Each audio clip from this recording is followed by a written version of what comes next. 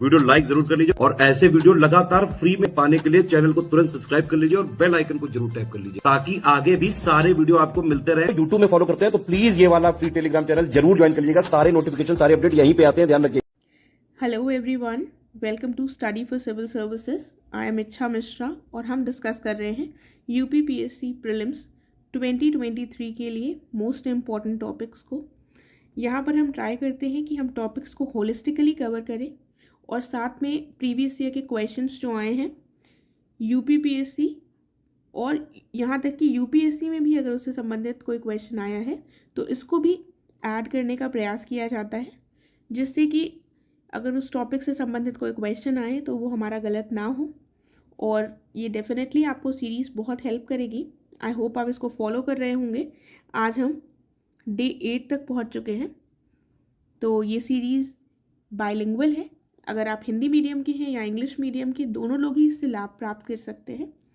And इसको start करने से पहले मैं आपको बताना चाहूँगी कि आप हमारे पेड ग्रुप से जुड़ सकते हैं।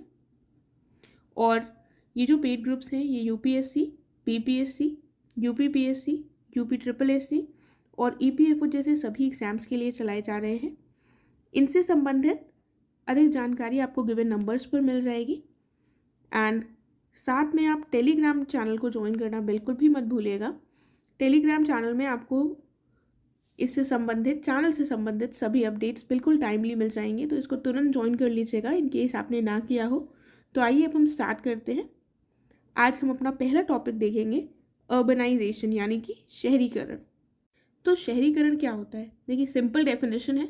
कोई भी टॉपिक हम डिस्कस कर रहे हैं तो उसको एक बार डेफिनेशन देखना ज़रूरी होता है। डेफिनेशन क्या है इसकी कि शिफ्ट हो पॉपुलेशन रूरल से अर्बन एरियाज में, यानी कि जो ग्रामीण आबादी है वो शहरी क्षेत्रों में स्थानांतरित होने लगे तो उसको शहरीकरण कहते हैं। सिंपल सी डेफिनेशन है, सिंपल लैंग्वेज में लिखी हुई है। और इसके बाद एक पॉइंट जो इम्पोर्टेंट आता है, तो शहरीकरण से संबंधित एक इम्पॉर्टेंट पॉइंट ये है कि शहरों में क्या होते हैं, नगर निगम, नगर निकाय, ये सब होते हैं कि नहीं। तो पहला ऐसा भारत में सेटअप कहाँ हुआ था? नगर निगम। तो कहाँ पर सेटअप हुआ था? ये क्वेश्चन पूछा भी गया है, याद रखिएगा। मद्रास में सेटअप हुआ था सबसे पहला नगर निगम 1687-88 में, 1687-1688 में। तो एक इम्पॉर्टेंट क्वेश्चन के रूप में पूछा गया है, इसीलिए इस पॉइंट को मैंने यहाँ पर ऐड कर दिया है, याद रखिएगा। और देखते हैं, देखिए इनका क्लासिफिकेशन कैसे होता है, वर्गीकरण कैसे होता है शहरी समूहों का, ये भी देख लीजिए, क्योंकि क्वेश्चंस जो हैं वो थोड़े कॉम्प्लिकेटेड ही आते हैं। अर्बनाइजेशन से संबंधित इजी क्वेश्चंस नहीं आते हैं, तो क्या पता ऐसा कोई क्वेश्चन पूछ लिया जाए। स्टैट्यूटरी टाउन्स होते हैं और सेंसस टाउन्स होते हैं, यानी कि वैधानिक नगर और जनगणना नगर। तो पढ़ लेते हैं क्या लिखा हुआ है। देखिए, तो अगर आप नाम से थोड़ा प्रयास करें समझने का तो आप समझ पाएंगे। स्टैट्यूटरी और वैधानिक, इसका मतलब क्या होता है? कोई भी चीज़ जब एक्ट के माध्यम से लाई जाती है तो उसको स्टैट्यूटरी कहा जाता है, राइट। तो जो सेटलमेंट्स नोटिफाई किए जाते हैं किसी भी लॉ के अंतर्गत, किसी स्टेट या यूटी की सरकार के द्वारा, और वहाँ पर लोकल बॉडीज़ जैसे कि म्यूनिसिपल कॉरपोरेशन, म्यूनिसिपैलिटीज़ और म्यूनिसिपल कमिटीज़ होती हैं, तो वो स्टैट्यूटरी टाउन्स कहलाते हैं। और सेंसस 2011 के अनुसार इनकी कितनी संख्या है? 4041। याद रखिएगा, 4041 संख्या है सेंसस 2011 के अनुसार। उसके बाद सेंसस टाउन्स यानी कि जनगणना नगर क्या होते हैं? ये कौन से होते हैं? ये वो अर्बन सेटलमेंट्स होती हैं जहां पर 75% से ज़्यादा जो लोग होंगे, आदमी होंगे, वो नॉन एग्रीकल्चरल एक्टिविटीज़ से संबंधित होंगे। तो इस तरह का जहाँ पर क्राइटेरिया फुलफिल होता है और उनको सेंसस के अंतर्गत क्लासीफाई किया जाता है अर्बन टाउन के रूप में, वो हमारे सेंसस टाउन्स कहलाते हैं। तो सेंसस टाउन कौन से हुए? ये ऐसी बस्तियाँ होती हैं जिन्हें जनगणना में शहर के रूप में वर्गीकृत किया गया हो, यदि वहाँ पर गैर कृषि व्यवसायों से कम गैर कृषि व्यवसायों में कितने प्रतिशत लोग लगे हों? 75% पुरुष मुख्य श्रमिकों में शामिल हो, ठीक है। तो इस तरह का क्राइटेरिया अगर फुलफिल करेंगे तो वो सेंसस टाउन्स यानी कि जनगणना नगर कहलाएंगे। देन उसके बाद ये जो है, यहाँ पर ये नेसेसरी नहीं है कि यहाँ पर अर्बन लोकल बॉडीज़ हो। अर्बन लोकल बॉडीज़ यानी कि शहरी स्थानीय निकाय जो हमने ऊपर देखे हैं, ये municipal corporations, municipalities, municipal committees, ठीक है, ये होना सेंसस टाउन्स में ज़रूरी नहीं है। और 2011 की जनगणना के अनुसार इनकी जनसंख्या नहीं, संख्या कितनी है? 3892। 2-3 बार बोलने का प्रयास कीजिए, कितनी संख्या है? 3892, 3892। अगर आप ऐसे 2-3 बार बोलेंगे तो थोड़ा आपको याद रह जाएगा। उसके बाद तीसरे आते हैं आउटग्रोथ्स। ये क्या है? अर्थात ये संरचनाएं वो होती हैं, जैसे मान लीजिए एक गांव है जिसके पास अपनी सीमाएं हैं, ठीक है, और उसका अपनी लोकेशन है और इसके संदर्भ में उसकी स्पष्ट पहचान है, ठीक है, और यहाँ पर नॉर्मल जो सुविधाएं होती हैं जैसे इंफ्रास्ट्रक्चर की पक्की सड़कें हैं, विद्युत आपूर्ति, ये सारी भी पूर्ण हो रही हैं, तो इनको आउटग्रोथ कहा जाता है, राइट। तो ये हो गया हमारा। अगला देखते हैं। देखिए अब प्रोसेस ऑफ अर्बनाइजेशन क्या होता है।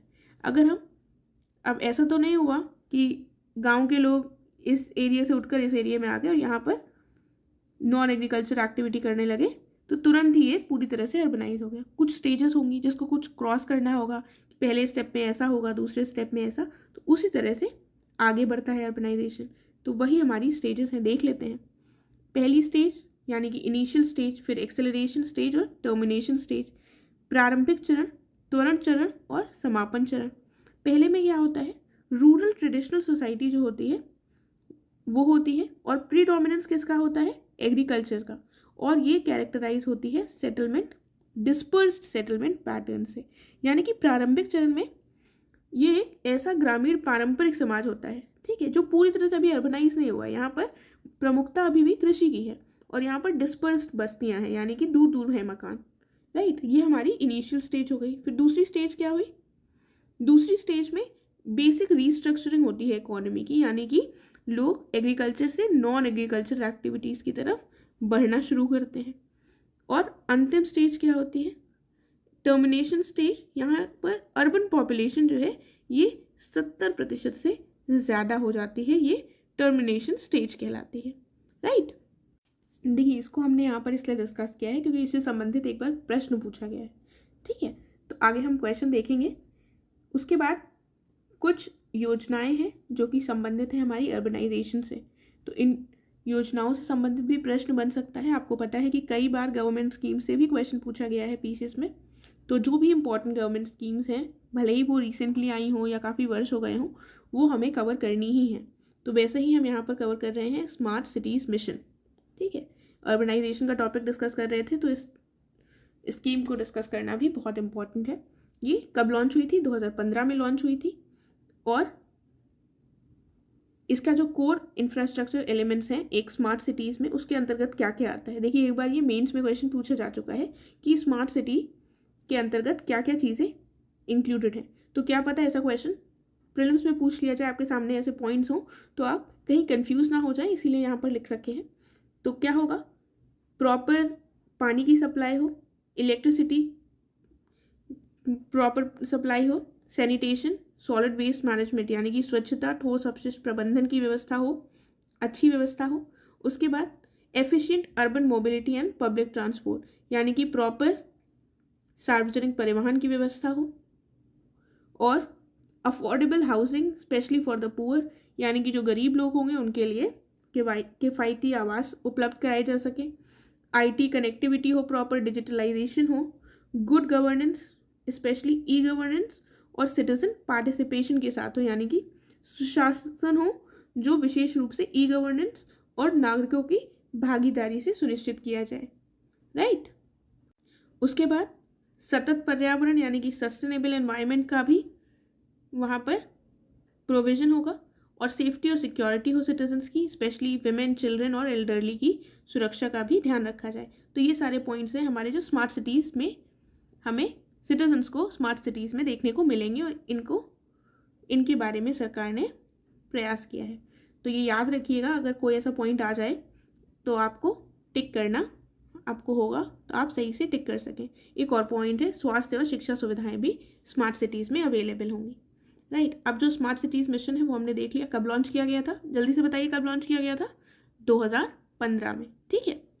और जब ये 2015 में लॉन्च किया गया था तो केंद्र सरकार ने देश के 100 शहरों को स्मार्ट सिटी के रूप में विकसित करने के लिए मंजूरी दी थी। इनमें से कितने शहर हैं यूपी के? 10 शहर हैं। कितने शहर हैं? 10। तो ये जो शहर है इनके नाम आपको पता होने चाहिए, क्योंकि ऐसा क्वेश्चन भी पूछा जा सकता है। वो कौन से हैं? लखनऊ, वाराणसी, कानपुर, प्रयागराज, आगरा, बरेली, झांसी, सहारनपुर, अलीगढ़ और मुरादाबाद। ठीक है, तो ये थोड़ा सा याद करने का प्रयास कीजिएगा। आप चाहें तो ऐसे क्वेश्चन में क्या कर सकते हैं, सिंपल ऐसे एक यूपी का मैप बना लीजिए। थोड़ा थोड़ा यूपी का मैप लगेगा आपको। यहाँ पर आपका हो गया लखनऊ, फिर वहीं पर बगल में हो गया कानपुर, यहाँ पर हो गया आपका वाराणसी और प्रयागराज। ठीक है, यहाँ पर मान लीजिए आगरा और फिर बरेली और झांसी, यहाँ पर सहारनपुर और यहीं पर आपका हो गया अलीगढ़ और फिर मुरादाबाद। देखिए ये शायद थोड़ी लोकेशन गड़बड़ होगी, लेकिन इस तरह से अगर आप मैप को देखेंगे और मैप में मार्क करेंगे तो चीज़ें आपको लंबे समय तक याद रहेंगी। और ऐसे आपको एक बार यूपी का मैप भी देख लेंगे तो मेंस में हेल्प होगी और आपको यहाँ पर चीज़ें याद भी रह जाएंगी। तो एक बार सारे डिस्ट्रिक्ट जो यहाँ पर दिए हुए हैं उनको यूपी के मैप में लोकेट करने की कोशिश कीजिएगा, तो याद भी रहेगा और मेंस में भी काम आएगा, राइट। उसके बाद ये जो मिशन है ये इम्प्लीमेंट किसके द्वारा किया गया है? ये मिनिस्ट्री ऑफ अर्बन डेवलपमेंट के द्वारा इम्प्लीमेंट किया गया है, ये भी याद रखिएगा। अगला पॉइंट क्या है? ये जो है स्कीम ये ऑपरेट की जाती है सेंट्रली स्पॉन्सर्ड स्कीम्स के अंतर्गत। सेंट्रली स्पॉन्सर्ड स्कीम क्या है? देखिए, तो ये हम ऑलरेडी डिस्कस कर चुके हैं, एक बार मैं फिर से बता देती हूँ। एक होती है सेंट्रली स्पॉन्सर्ड स्कीम और दूसरी होती है सेंट्रल सेक्टर स्कीम। ठीक है, तो सेंट्रल स्पॉन्सर कर रहा है यानी कि ये कुछ हिस्सा देगा फंड्स का। ठीक है, और ये परसेंटेज ऑफ फंडिंग जो होगी वो निश्चित होगी स्टेट्स और सेंटर के बीच में, और साथ ही इम्प्लीमेंट कौन करेगा? स्टेट गवर्नमेंट्स करेंगी। लेकिन जब सेंट्रल की सेक्टर स्कीम होगी, सेंट्रल सेक्टर स्कीम, इसमें 100% फंड कौन देगा? यूनियन गवर्नमेंट, और इम्प्लीमेंट कौन करेगा? Union government. ठीक है, तो सिंपल है, याद रखिएगा बस। तो देख लेते हैं यहाँ पर इसमें प्रपोज किया गया है कि गवर्नमेंट सपोर्ट देगी, financial support up to 100 crore per city per year, 100 crore प्रतिवर्ष प्रति सिटी के रूप में ये देगी अपना कंट्रीब्यूशन, और उतना ही इक्वल अमाउंट मैचिंग करके जो भी स्टेट्स हैं और जो या फिर अर्बन लोकल बॉडीज हैं वो कंट्रीब्यूट करेंगे, राइट। उसके बाद एक और जो अनइम्पॉर्टेंट योजना है अर्बनाइजेशन से संबंधित, वो है पीएम आवास योजना। पीएम आवास योजना 25 जून 2015 को लॉन्च की गई थी और इसका मोटो क्या था कि 2022 तक सबको आवास प्रदान कर दिए जाएंगे। ठीक है, तो क्या 2022 तक सबको आवास प्रदान किए जा सके? नहीं किए गए हैं, लेकिन फिलहाल वो हमारा मेंस का पार्ट है कि हम इस योजना को एनालाइज करें, इसके प्रोज इसके कॉन्स डिस्कस करें। लेकिन यहाँ पर हमें बस पता होना चाहिए ये 25 जून 2015 को लॉन्च की गई थी और ये कौन सी मिनिस्ट्री के अंतर्गत आती है? Ministry of housing and urban affairs, यानी कि शहरी आवास और शहरी मामलों के मंत्रालय द्वारा इसको कार्यान्वित किया जा रहा है, राइट। उसके बाद देखिए मैंने आपको बताया है कि क्वेश्चन पूछा गया है, तो यही क्वेश्चन है जो हमने इसीलिए स्टेजेस डिस्कस की थी अर्बनाइजेशन की। क्वेश्चन है which one of the following is known as the acceleration stage in the urbanisation curve, यानी कि शहरीकरण वक्र में त्वरण चरण के रूप में किसे जाना जाता है? तो अब आपको इसका आंसर पता है, किसे जाना जाता है? दूसरे चरण को। ऑप्शन बी करेक्ट हो जाएगा, राइट। देखिए ऑप्शन बी करेक्ट है। अब हम अपने नेक्स्ट टॉपिक की तरफ बढ़ेंगे, लेकिन नेक्स्ट टॉपिक की तरफ जाने से पहले कुछ एक दो योजनाएं और हैं जिनका मैं आपको ईयर बता देती हूँ, उसको याद रखिएगा। इन केस कभी एग्जाम में पूछ लिया जाए तो हमें उसके बारे में पता होना चाहिए, ठीक है। जैसे कि एक योजना थी अमृत, ठीक है। अमृत इसका फुल फॉर्म क्या है? Atal mission for rejuvenation and urban transformation. ये लॉन्च कब की गई है? ये लॉन्च की गई है जून 2015 में। Ministry of housing and urban affairs के अंतर्गत ही आती है, राइट। तो ये याद रखिएगा। एक दूसरी स्कीम है हृदय स्कीम, जिसका फुल फॉर्म क्या है? हृदय स्कीम जो लॉन्च की गई थी, पहले ये देख लीजिए, लॉन्च की गई थी जनवरी 2015 में। ठीक है, इसका फुल फॉर्म क्या है? Heritage city development and augmentation योजना। देखिए पुरानी स्कीम्स है, इतनी इंपॉर्टेंट शायद नहीं है आपके लिए, लेकिन क्रोनोलॉजिकल ऑर्डर में एक बार क्वेश्चन पूछा जा चुका है स्कीम्स का, इसीलिए जो इंपॉर्टेंट स्कीम्स लग रही हैं मुझे उनको मैंने आपको यहाँ पर बता दिया है, उनके ईयर्स, राइट। उसके बाद रामसर कन्वेंशन। देखिए अगर यूपीपीसीएस के फेवरेट टॉपिक्स की बात करें प्रीलिम्स में, तो अगर हम फेवरेट टॉपिक्स की लिस्ट निकालेंगे तो आई थिंक टॉप टॉपिक्स में जो होगा, टॉपर्स में जो होगा टॉपिक, वो होगा हमारा रामसर कन्वेंशन। क्योंकि शायद ही कोई ऐसा रामसर कन्वेंशन या फिर इससे संबंधित वेटलैंड्स, ठीक है, इससे संबंधित कोई ना कोई प्रश्न, क्योंकि शायद ही कोई ऐसा वर्ष हो जब इससे संबंधित प्रश्न ना पूछा गया हो। तो इसको बहुत ध्यान से देखिएगा। रामसर कन्वेंशन किस लिए है? वेटलैंड से संबंधित है, सबसे बेसिक बात तो ये। और उसके बाद वेटलैंड्स क्या होते हैं इनको मैं आपको बता देती हूँ, फिर हम इसके बारे में चर्चा करेंगे। तो वेटलैंड्स मतलब आर्द्र भूमि, नाम से प्रयास कीजिए समझने का। इसका मतलब क्या होता है? वो एरियाज जहाँ पर जो सॉइल होती है वो कवर्ड रहती है पानी से, ठीक है, और ऐसा वो पूरे साल कवर्ड रहती है, ऐसा उस भूमि को हम कहते हैं वेटलैंड, ठीक है। तो रामसर कन्वेंशन यानी रामसर सम्मेलन जो है किससे संबंधित है? आर्द्र भूमि से संबंधित है। ये है क्या, देख लेते हैं। ये एक इंटरनेशनल ट्रीटी है जो लाई गई थी conservation and vice use of wetlands, कि जो भी आर्द्र भूमियाँ हैं इनका हम संरक्षण करें और इनका विवेकपूर्ण उपयोग करें। ये दोनों पॉइंट्स याद रखिएगा, ये इसका एम था इस कन्वेंशन को लाने का। और रामसर क्या है? जहाँ पर भी कन्वेंशंस होते हैं उन्हीं सिटीज़ के नाम पर अक्सर उस कन्वेंशन का नाम रख दिया जाता है। तो रामसर एक ईरान में सिटी है जिसके जहाँ पर ये कन्वेंशन हुआ था, और उसी के नाम पर ये आज तक रामसर कन्वेंशन के नाम से प्रचलित है, ठीक है। ये एकमात्र ऐसी ग्लोबल ट्रीटी है जो फोकस करती है सिंगल इकोसिस्टम पर। तो वेटलैंड एक सिंगल ही इकोसिस्टम हो गया, ठीक है। तो ये पॉइंट भी इंपॉर्टेंट है, याद रखिएगा। ये इस्टेब्लिश कब हुई थी? 2 फरवरी 1971 को ये इस्टेब्लिश हुई थी। किसके द्वारा? यूनेस्को के द्वारा। और ये फोर्स में कब आई थी? 1975, यानी कि लागू हुई थी ये 1975 में। तो ये 2 फरवरी को लागू हुई थी, इसीलिए हम कौन सा दिवस मनाते हैं 2 फरवरी को? हम मनाते हैं वेटलैंड डे के रूप में 2 फरवरी को सेलिब्रेट करते हैं, राइट। इससे संबंधित हम सारी चीज़ों को डिस्कस करेंगे कि रामसर से संबंधित, वेटलैंड से संबंधित कोई भी इंपॉर्टेंट क्वेश्चन आ जाए तो हम उसका आंसर कर सकें, ठीक है। कोई भी क्वेश्चन अगर ऐसा संबंधित पूछा जाए एग्जाम में। इंडिया ने इसको कब साइन किया है? ये भी इंपॉर्टेंट पॉइंट है। इंडिया ने इसको 1 फरवरी 1982 में साइन किया है, ठीक है। तो ये इंडिया का जब हस्ताक्षर हुआ है इसमें, तो ये भी ध्यान रखिएगा। और हम 2 फरवरी को कैसे मनाते हैं? वेटलैंड डे के रूप में, इंटरनेशनल वेटलैंड डे के रूप में, याद रखिएगा।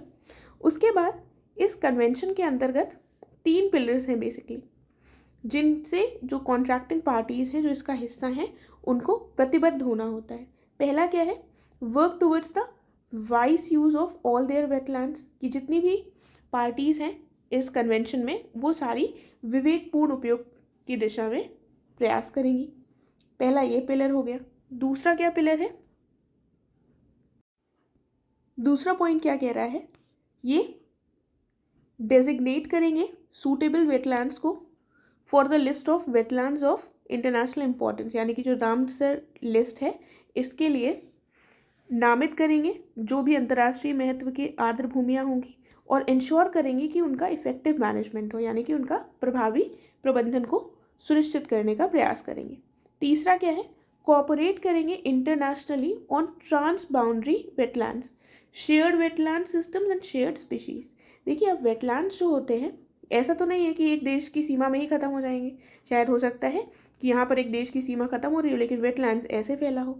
तो तीसरा पॉइंट ये बताया गया है कि जो भी इसकी पार्टीज़ हैं इस कन्वेंशन की, वो कोऑपरेट करेंगी एक दूसरे के साथ ऐसे वेटलैंड्स को इफेक्टिवली मैनेज करने के लिए, ठीक है। देखिए उसके बाद हम इससे संबंधित कुछ पॉइंट्स डिस्कस करेंगे, लेकिन यहाँ पर मैं आपसे एक क्वेश्चन पूछना चाहती हूँ।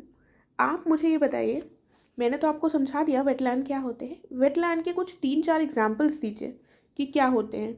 रिवर्स होंगी इसमें या लेक्स होंगे, क्या होंगी, वेटलैंड की कैटेगरी में क्या क्या आता है, 3-4 ज़रा एग्जाम्पल्स दीजिएगा। प्लीज़ कमेंट करके बताइएगा इसको, तो पता चलेगा कितनी जानकारी है आपके पास। पहला देखते हैं, सुंदरबन ये एक वेटलैंड है, ये लार्जेस्ट रामसर वेटलैंड है इंडिया का। तो अगर आपसे प्रश्न पूछ लिया जाए कि लार्जेस्ट वेटलैंड कौन सा है इंडिया का, तो वो सुंदरबन हो जाएंगे। ठीक है, सुंदरबन सबसे ज़्यादा कहाँ पाए जाते हैं भारत में? वेस्ट बंगाल में। ठीक है, उसके बाद रेणुका वेटलैंड। रेणुका वेटलैंड जो है ये हिमाचल प्रदेश में है, ये स्मॉलेस्ट रामसर साइट है। तो ये भी एक इम्पॉर्टेंट पॉइंट है, याद रखिएगा। रेणुका वेटलैंड हिमाचल प्रदेश में है और ये स्मॉलेस्ट रामसर साइट है।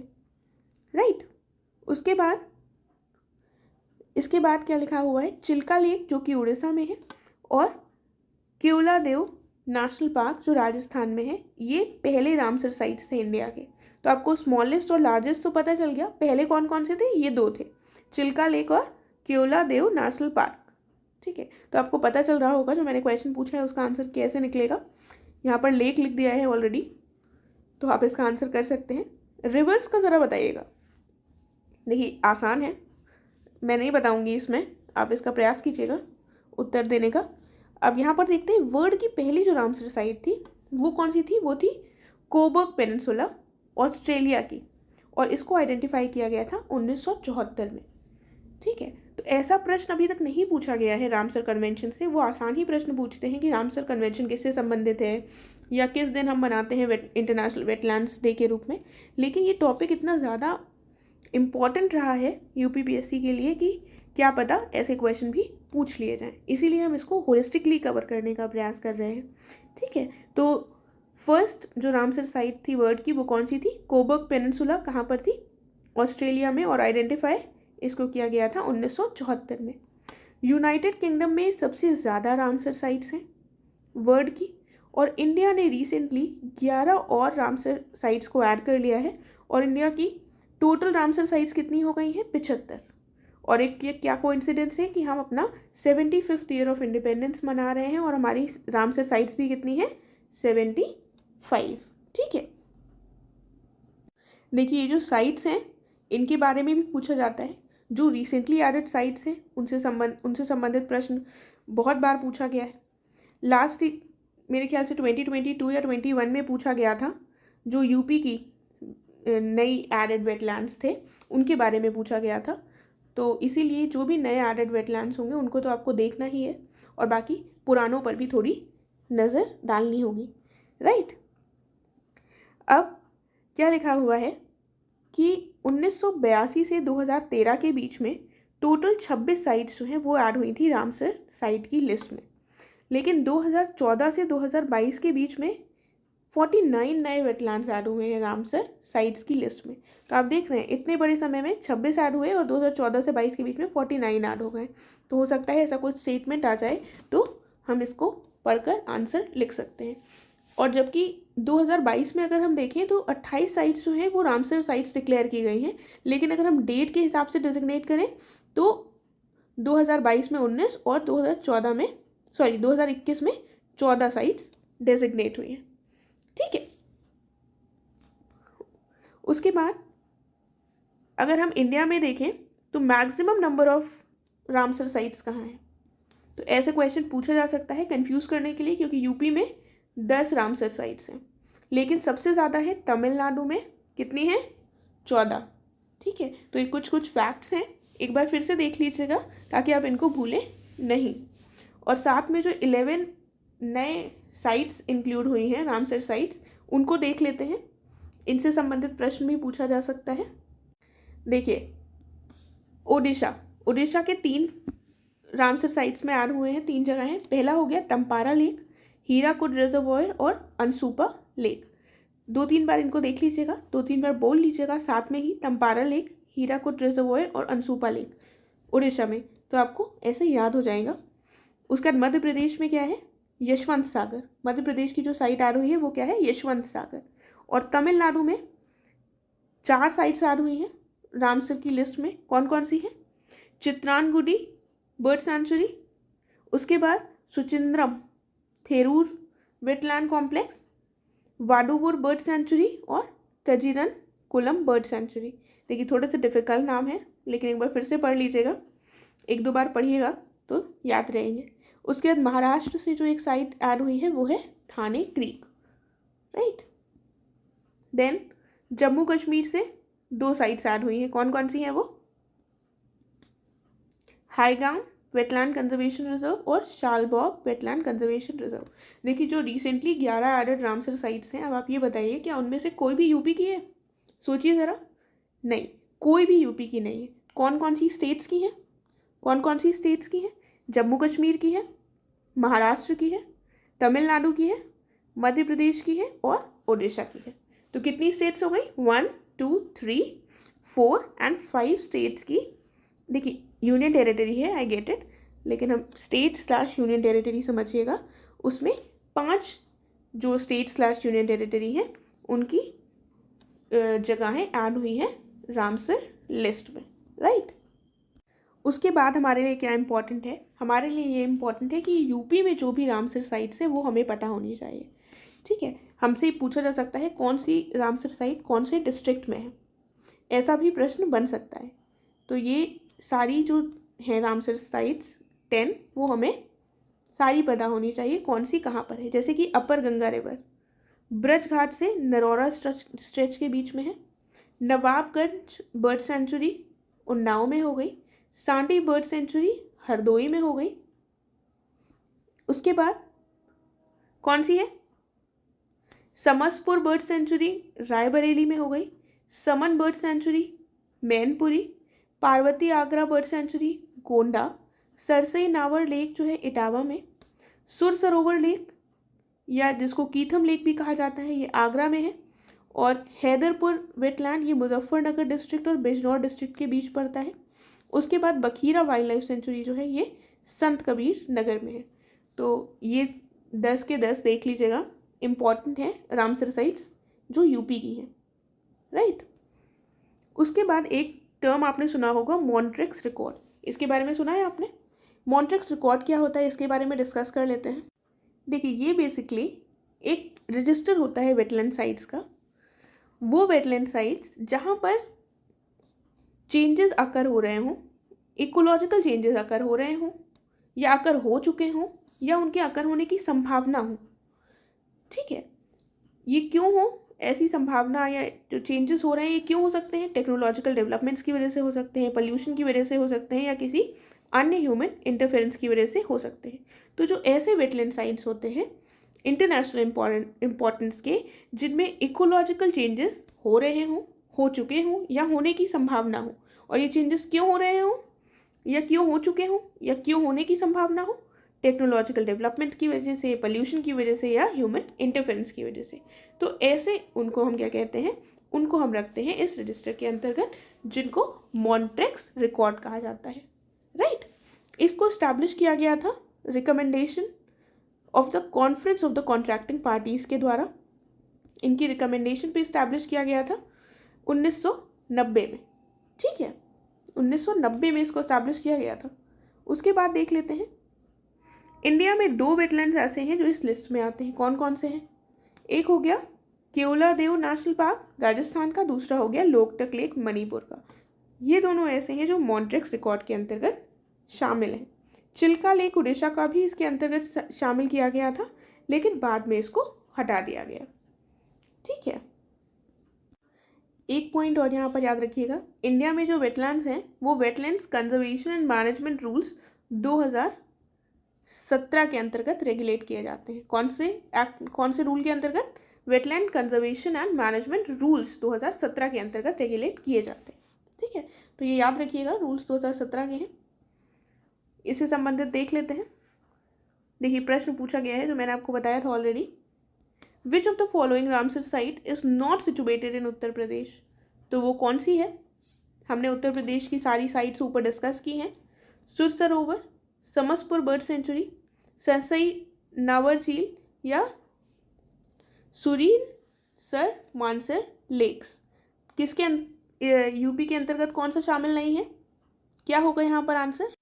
तो यहाँ पर जो नहीं शामिल है वो है सुरिसर, मानसर झीलें यहाँ पर शामिल नहीं है, ये तीनों की तीनों हमारी यूपी में है। इसीलिए हमारे लिए इम्पॉर्टेंट है कि हम यूपी की जितने भी वेटलैंड साइट्स हैं, सॉरी रामसर साइट्स, उनको याद रखें, ठीक है। उसके बाद दूसरा क्वेश्चन देखते हैं। ये क्वेश्चन यूपीएससी में पूछा गया है। क्या लिखा हुआ है? If a wetland of international importance is brought under the Montreux record, what does it imply? इसका मतलब क्या हुआ?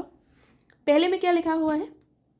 देखिए, मैं एक ही लैंग्वेज का स्टेटमेंट पढ़ूंगी, आप दूसरी लैंग्वेज को देख लीजिएगा। अगर आप हिंदी मीडियम के हैं तो इंग्लिश का देख लीजिएगा, और इंग्लिश के हैं तो हिंदी का देख लीजिएगा पॉज कर कर। मैं यहाँ पर फिलहाल इंग्लिश वाला स्टेटमेंट पढ़ रही हूँ। Changes in ecological character have occurred, are occurring, और are likely to occur in the wetland as a result of human interference. The country in which the wetland is located should enact a law to prohibit any activity within 5 kilometers from the edge of the wetland. The survival of wetland depends on the cultural practices and traditions of certain communities living in its vicinity, and therefore the cultural diversity therein should not be destroyed. It is given the status of World Heritage Site. देखिए, आपने अभी पढ़ा हुआ है Montreux record, तो आपको ये question बहुत इजी लग रहा होगा, लेकिन अगर आपने नहीं पढ़ा होता तो सही में ये ऑप्शंस आपको कंफ्यूज कर देते। तो हमने पढ़ा है, हमें पता है इसका आंसर क्या होगा, option A, right. A answer है, हमने देख लिया है। देखिए, हम एक करंट अफेयर का टॉपिक भी डिस्कस करते हैं, कुछ स्टैटिक के टॉपिक्स करते हैं, और साथ में एक करंट अफेयर का टॉपिक भी एंड में डिस्कस करने का प्रयास करते हैं, जिससे एग्जाम में प्रश्न आने की संभावना है। तो ये हमारा टॉपिक क्या है? ये है खांसी की जहरीली दवाई, यानी कि टॉक्सिक कफ सिरप। देखिए, आपने न्यूज़ में सुना होगा कि 2 इंडियन ड्रग मैन्युफैक्चरिंग फर्म्स हैं जिनको एक्यूज़ किया गया है 2 देशों के द्वारा कि इन्होंने टॉक्सिक कफ सिरप का निर्माण किया। इस सिरप से हुआ क्या कि इन देशों के बच्चों की मृत्यु हो गई। वो कौन से 2 देश हैं, ये देख लेते हैं। क्या लिखा हुआ है? इसके कारण गाम्बिया में लगभग 66 और उज़्बेकिस्तान में 18 बच्चों की मौत हो गई। यानी कि कौन से 2 देश हैं? एक हो गया हमारा गाम्बिया और दूसरा हो गया उज़्बेकिस्तान, राइट। गाम्बिया का जो केस है ये हाईलाइट किया गया था वर्ल्ड हेल्थ ऑर्गेनाइजेशन के द्वारा, लेकिन जो उज़्बेकिस्तान का केस है ये बाद में आया है, और इसको किसने हाईलाइट किया है? जो उज़्बेकिस्तान की हेल्थ मिनिस्ट्री है उसने इसको हाईलाइट किया, राइट। तो ये टॉक्सिक कैसे हुआ कफ सिरप, ये भी इंपॉर्टेंट है हमारे लिए जानना। कंसर्न ये है दोनों कंट्रीज़ का कि ये जो बैचेस थे कफ सिरप के, इनमें हाई क्या थी क्वांटिटी की? एथिलीन ग्लाइकोल, यानी कि डाई एथाइलिन ग्लाइकोल, ठीक है। तो ये कंटेंट ज़्यादा था कफ सिरप में, जिसकी वजह से कहा जा रहा है कि ये टॉक्सिक हो गए। जो एथिलीन ग्लाइकोल है ये कॉज करता है एक्यूट किडनी फेलियर, ठीक है। इसकी वजह से किडनी फेलियर हो सकता है। ये ह्यूमंस के लिए टॉक्सिक होता है जब इसको कंज्यूम किया जाता है। उसके बाद जो ये डाई एथिलीन ग्लाइकोल और एथिलीन ग्लाइकोल है, ये दोनों ही इलीगल एडल्ट्रेंट्स है। एडल्ट्रेंट्स क्या होते हैं? जो मिलावट करी जाती हैं चीज़ों की, उनको एडल्ट्रेंट्स कहते हैं, और ये इलीगल है, ठीक है। तो इनकी मिलावट पाई गई है और कहा गया है कि इनकी वजह से शायद बच्चों की मृत्यु हो गई है, राइट। उसके बाद देखिए, जो कॉमन सॉल्वेंट्स होते हैं जैसे कि ग्लिसरीन, जिसको ग्लिसरॉल भी कहा जाता है, और प्रोपिलीन ग्लाइकोल, ये यूज़ होते हैं कफ सिरप्स में, तो जिससे कि लिक्विड बेस प्रोवाइड हो उनको। और ये जो सॉल्वेंट्स हैं ये प्रिजर्वेटिव्स की तरह भी एक्ट करते हैं, थिकनर्स की तरह भी, स्वीटनर्स की तरह भी, और एंटी माइक्रोबियल एजेंट्स की तरह भी ये एक्ट करते हैं। यानी कि हिंदी में भी देख लेते हैं, ये जो विलायक हैं ये परिरक्षक, गाढ़ापन बनाने के लिए, मिठास बढ़ाने के लिए, रोगाणुरोधी एजेंट के रूप में भी कार्य करते हैं, ठीक है। लेकिन क्या कहा जा रहा है कि लेकिन खर्चों में कटौती करने के लिए डायएथिलीन ग्लाइकोल और एथिलीन ग्लाइकोल जैसे जो यौगिक हैं, इनकी घुलनशीलता के कारण निर्माता कभी कभी इनका भी इस्तेमाल कर लेते हैं, जिसके परिणाम स्वरूप ये जो दवा है ये दूषित हो सकती है, ठीक है।